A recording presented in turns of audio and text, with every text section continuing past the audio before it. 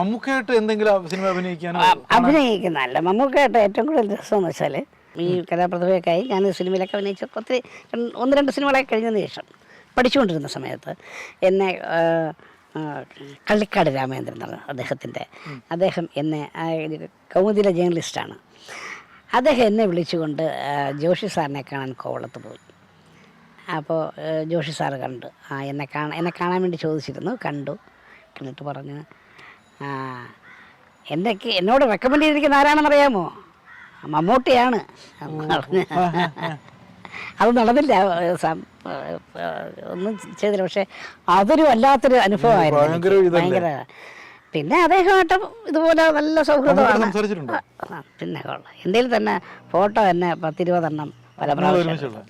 അതല്ല, ഞങ്ങൾ അമ്മയിലെ മെമ്പേഴ്സ് അല്ലേ, അപ്പം അങ്ങോട്ടും ഇങ്ങോട്ടും. അല്ലാതെ വെള്ളി നക്ഷത്രത്തിൻ്റെ ഒരു ഓണപ്പതിപ്പിൽ എൻ്റെ ഫ്രണ്ട് പേജ് മമ്മൂട്ടി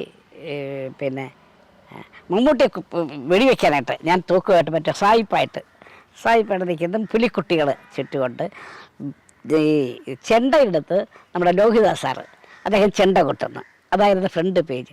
പിന്നെ ഞങ്ങളുടെ ആ കഥ ആയിട്ട് ഒരു 5 പേജോളം ഈ പല ഫോട്ടോസും ഇതൊക്കെ ആയിട്ട് അന്നാണ് ആദ്യമായിട്ട് മമ്മൂട്ടിയായിട്ട് കാണുന്നത് തന്നെ. പിന്നെ എപ്പോഴും വലിയ കാര്യമാണ് എന്നോടൊക്കെ. അങ്ങനെ എല്ലാവരും സിനിമയിൽ അങ്ങനൊരു വേർതിരിവില്ല നമുക്ക്. സൂപ്പർ താരങ്ങളെല്ലാവരും പ്രിയപ്പെട്ട പെറ്റാന്ന് വേണേ പറയാം. എല്ലാവർക്കും വലിയ ഇഷ്ടമാണ്. എല്ലാവർക്കും ഇഷ്ടമില്ലാത്തതായിട്ട് ആരും ഇല്ല. അങ്ങനെ എന്തെങ്കിലും ദേഷ്യപ്പെട്ട ആരെങ്കിലും സിനിമയിൽ? ഇല്ല, എൻ്റെ ഓർമ്മയിലില്ല, ഒരിക്കലും ഉണ്ടായിട്ടില്ല. ഇല്ല, ഭാഗത്ത് അങ്ങനെ തെറ്റുകുറ്റങ്ങൾ ഉണ്ടാവാൻ സാധ്യതയില്ല. മാനസികമായിട്ട് ഇഷ്ടപ്പെടാൻ എനിക്ക് എന്താണ്, എന്നോടാരും പരിഭവം ഇതുവരെ കാണിച്ചിട്ടില്ല, ജീവിതത്തിൽ ആരും കാണിച്ചിട്ടില്ല. അതിൻ്റെ ഏറ്റവും വലിയൊരു മെറിറ്റ്സ് ആയിട്ട്, ഒരു ക്രെഡിറ്റ് ആയിട്ട് ഞാൻ കാണുന്നു. അപ്പോൾ എങ്കിലൊരു മാനസിക അടുപ്പമുള്ള താരങ്ങൾ ആരൊക്കെയാ സിനിമയിൽ? അല്ല, ഇവർ ആരെന്നുള്ളതല്ല, എല്ലാവരും വലിയ കാര്യമാണ്. ഇന്ന ആളെന്നല്ല, ഏതാണ്ട് എല്ലാ സ്റ്റാർസുമായിട്ടും ബന്ധമാണ്. അമ്മയുടെ മീറ്റിംഗ് അങ്ങനെയൊന്നും മുടക്കത്തേ ഇല്ല, എല്ലാവരും കാണുമോ? പിന്നെ എല്ലാവരും കാണുന്ന, പരസ്പരം കാണുന്നതല്ല. ഒരുപാട് സംഘടനയുടെ ഭാരവാഹി കൂടി അല്ലേ? അതെ, 26 സംഘടനകളുടെ. അതെ. ഈ ഇങ്ങനെയുള്ള നേതൃത്വമൊക്കെ ഏറ്റെടുക്കാനുള്ള ഈ സാഹചര്യം കിട്ടുന്നുണ്ടോ? അതെല്ലാം ചെയ്യും. ഇതിൻ്റെ ഇടയിൽ നമുക്ക് എല്ലാം പിന്നെ പൊക്കം കുറഞ്ഞവരുടെ ഒരു സംഘടനയുണ്ട്, little people trust, little people of Kerala എന്ന് പറഞ്ഞിട്ട്. അതിൻ്റെ സ്റ്റേറ്റ് പ്രസിഡന്റാണ് ഞാൻ. എത്ര പേരുണ്ട് അതിന്? കേരളത്തില് 100-100ഓളം പേരുണ്ട്. പിന്നെ അതല്ലാതെ പിന്നെ ആദിതാളം കൾച്ചറൽ ഫോറം. ഞങ്ങൾ ഇന്നും ഒരു മണിക്കൂർ മുമ്പും അവരുമായിട്ട് സംസാരിച്ചിട്ടുണ്ടായിരുന്നു. ഭിന്നശേഷിക്കാരല്ലേ ഞങ്ങൾ,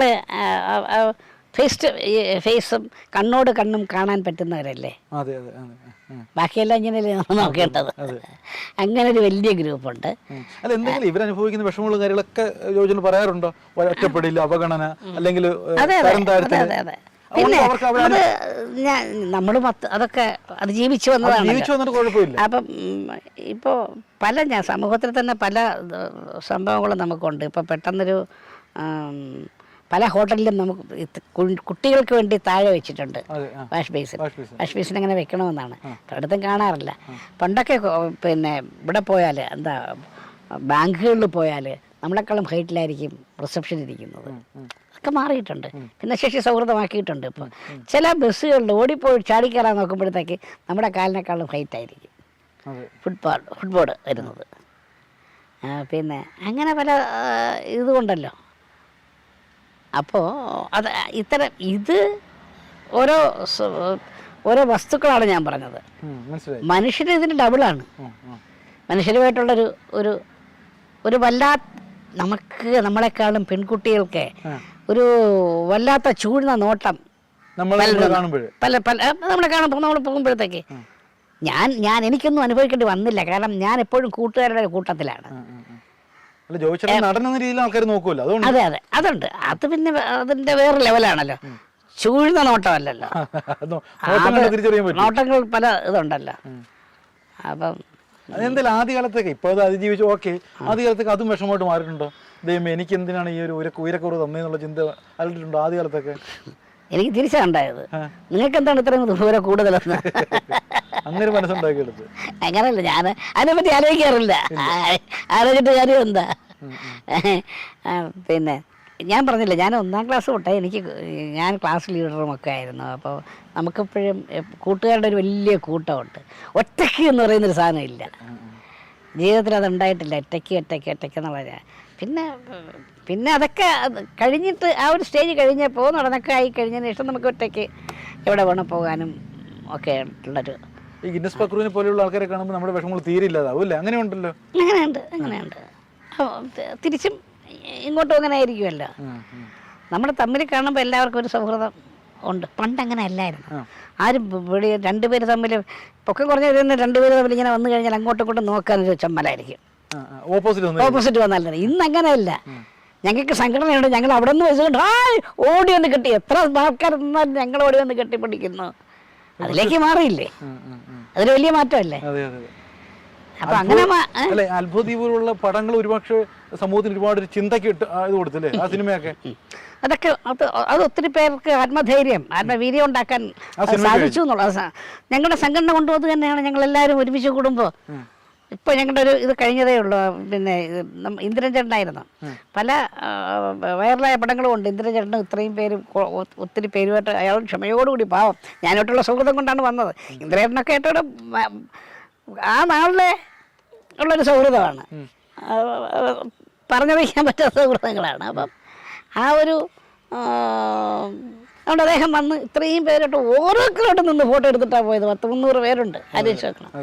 അങ്ങനെയൊക്കെ ഇവരിപ്പോഴേ ഇപ്പം ചേട്ടൻ്റെ ഒരു ഹൈ ലെവൽ ആയതുകൊണ്ട് അല്ലെങ്കിൽ ഹൈ പ്രൊഫൈൽ ആയതുകൊണ്ട് ബാധിച്ച് കാണത്തില്ല.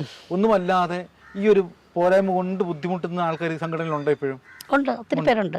ലോട്ടറി വിറ്റ് ജീവിക്കുന്നവർ ഒത്തിരി പേരുണ്ട്. സമൂഹം ഇപ്പോഴും ഒരു അവഗണനയോടാണ് കാണുന്നത്. അവര് എന്താ പറയുക, അതൊക്കെ നമ്മൾ മുഖ്യധാരയിലേക്ക് കൊണ്ടുവരാനാണ് നമ്മുടെ ശ്രമം. ഇപ്പം ഞാനിതിൽ മാത്രമല്ല ഒതുങ്ങി നിൽക്കുന്നത്. അതിരുവൽക്കരിക്കപ്പെട്ട എല്ലാ സമൂഹത്തിനെയും മുഖ്യധാരയിലേക്ക് കൊണ്ടുവരിക എന്നുള്ളതാണ് നമ്മുടെ ലക്ഷ്യം. ഇപ്പം ഞാൻ ചെയ്യുന്ന, എൻ്റെ മകന് ഒരു ഓട്ടിസം ബോയിയാണ്. അപ്പം ഞങ്ങളൊരു ഓട്ടിസം സ്കൂൾ ചില്ല എന്ന് പറഞ്ഞാൽ ഞങ്ങൾക്കൊരു ഓട്ടിസം സ്കൂളുണ്ട്. ഞങ്ങളൊരു സൊസൈറ്റി, ഞാനതിൻ്റെ ജനറൽ സെക്രട്ടറിയാണ്. ഞങ്ങൾ 10 കുട്ടികളെ ഫ്രീ ആയിട്ട്, വളരെ സാമ്പത്തികമായിട്ട് വരുമാനം കുറഞ്ഞ കുട്ടികളെ ഞങ്ങൾ സംരക്ഷിക്കുന്നുണ്ട്. അവരുടെ സ്കില്ല് എന്താണെന്ന് കണ്ടെത്തി അത് ഡെവലപ്പ് ചെയ്ത് അവർക്ക് ഏതെങ്കിലും സ്ഥാപനത്തിൽ അവരെ കൊണ്ട് വർക്ക് ചെയ്യിപ്പിക്കാൻ, അവരുടെ സ്കില്ലനുസരിച്ചുള്ള ലെവലിൽ വർക്ക് ചെയ്യിക്കാൻ കഴിയുമോ അങ്ങനെ വർക്ക് ചെയ്യിപ്പിച്ചാൽ അവർക്ക് അവരുടെ കുടുംബം ഒരു സന്തോഷകരമായ ഒരു ജീവിതം നയിക്കാൻ തക്കവണ്ണമുള്ള ഒരു പ്രാപ്തിയാക്കുക എന്നുള്ളതാണ് നമ്മുടെ ലക്ഷ്യം. അപ്പം അതിനുവേണ്ടി ഞങ്ങൾ അതങ്ങനെ ഒരു അതിൻ്റെ ജനറൽ സെക്രട്ടറിയാണ് ഞാൻ. അപ്പോൾ അതങ്ങനെ പോകുന്നുണ്ട്.